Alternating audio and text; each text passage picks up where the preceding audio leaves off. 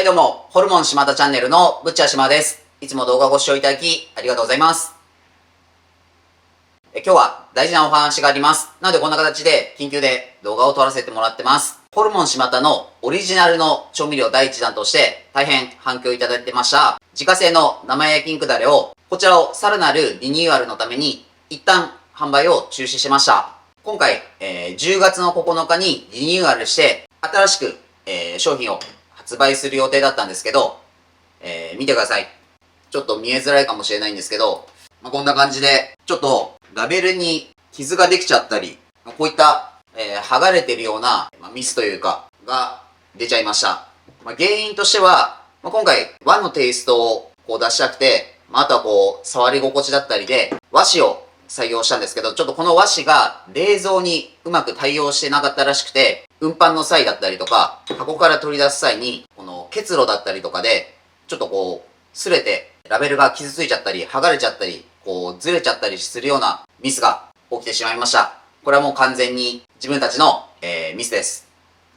で、現状、この和紙のボトルを1000本作ってしまいました。で、これを新たにラベルをこう貼り替えたりだったりとか、剥がしたりとかっていう作業を考えると、それもすごく時間がかかってしまいます。で、あとこの中に、詰められているタレが生の、焼肉のタレなので、賞味期限の問題であったりとかも考えると、そういった改めて作業をすることが困難だと、今回判断しました。そこで皆さんにお願いがあります。このラベルに傷がついちゃった商品なんですけど、中身には全く問題ありません。このラベルが傷ついちゃったものでも全然問題ないよってもし言っていただける方がいれば、今回に限って、商品の 20% 引きで、こちらを販売させていただきます。すべての、商品にラベルにミスがあるわけではありません。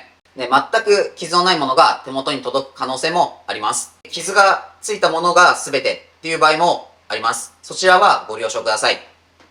でこちらの生ダレに関しては、実際ホルモン島田の店舗でも使用しているものになります。で、YouTube でも、こちらのタレの、作成している削除覚悟シリーズとして、動画が投稿されてます。そちらに関しても現在430万再生を超えている動画になってます。今回このような形での商品の紹介になってしまったんですけど、もしこの機会に食べてみたいっていう方いたら、ぜひ、味には間違いなく、自信がありますので、ちょっとラベルに、不備があるってことだけご了承いただいた上で、もし買っていただける方いたら、ぜひよろしくお願いします。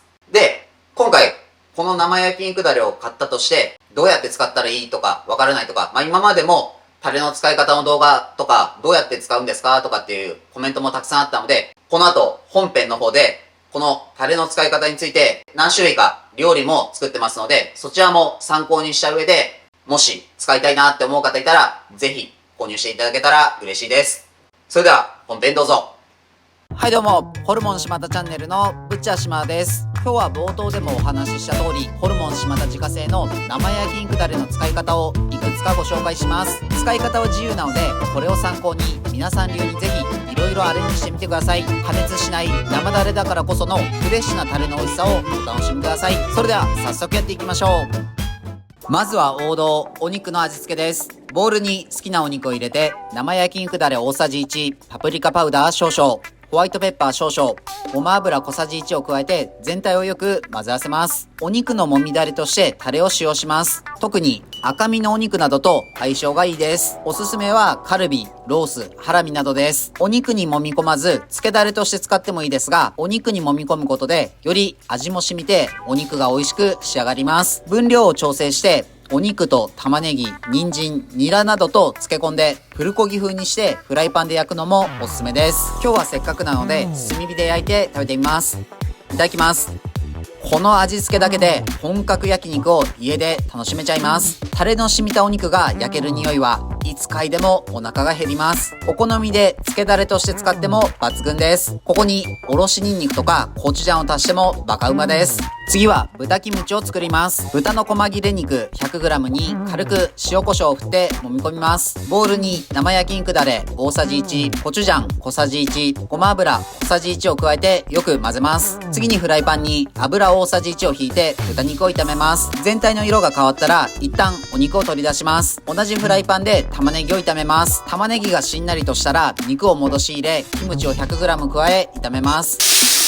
はじめに作った合わせ調味料を回し入れ、全体によく絡めます。あとはお皿に盛り付けてネギなどの薬味をかけて完成です。豚キムチってついつい居酒屋とかで頼んじゃいますが、今まで食べた豚キムチの中でも上位に入るクオリティです。これご飯ですね。ご飯が正解です。豚キムチってキムチで結構変わる部分もあるので、醤油を足してみたりめんつゆを加えてみたりアレンジしてみるとお好みの加減が発見できるかもしれません。パンチが効いた豚キムチが好きな人は初め炒める時に俺のニンニクを足してもめっちゃ美味しいです。次に特製ドレッシングです。ボウルに生焼き肉だれとマヨネーズを1対2の割合で加えよく混ぜ合わせます。めっちゃ簡単ですけど、これでドレッシング完成です。巷の店舗でもこのドレッシングを使用しています。これをかけるだけでキャベツも一気にシェフの味です。カットしたキャベツにかけるだけ、軽くブラックペッパーを振ってもいいです。これでご飯いけちゃいます。究極の貧乏飯です。ハンバーガーとかのタレとして使ってもびっくりするぐらい合うのでお試しください。次にローストビーフ丼を作ります。牛のもも肉に塩コショウを振って常温に戻します。フライパンにオリーブオイルを引いてニンニクを炒めます。香りが立ってきたら先ほどのお肉を全面しっかりと焼いていきます。アルミホイルで包んで余熱で火を入れます。カットしてお肉は完成です。先ほどお肉を焼いたフライパンにバターを 10g 加えて生焼き肉だれを大さじ2加えて全体を温めます。これでソースの完成です。お肉を盛り付けたご飯の上からタレを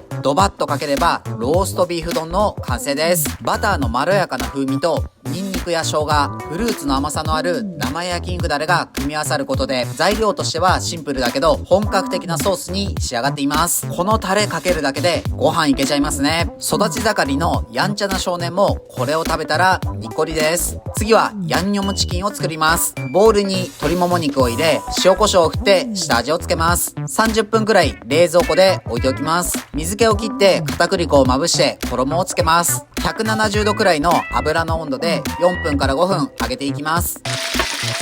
揚がったら取り出します。ボウルにコチュジャン大さじ1、ケチャップ大さじ 1.5、生焼き肉だれ大さじ2を加えて混ぜ合わせます。次にフライパンで温めながらソースを絡ませて完成です。片栗粉のカリッとした食感はありつつ、ソースがまんべんなく唐揚げに絡むことで塩味、甘味、酸味、そこにピリッとした辛さが加わります。これは手羽先とか手羽元なんかで作って指まで舐めたいやつです。おかずにもつまみにもおやつにもなる変幻自在な立ち回りです。次はお手軽混ぜそばです。まずは麺を規定の時間茹でます。その間にタレを作ります。生焼き肉だれ大さじ2、オイスターソース大さじ1、ごま油少々を加えて混ぜておきます。丼に麺を入れてお好きな具材をトッピングします。あとはタレをかければ完成です。これだけでも十分ですが、ここに卵黄をトッピングします。卵黄が絡まることでマイルドになりますね。ここまで来たらマヨネーズも入れちゃいましょう。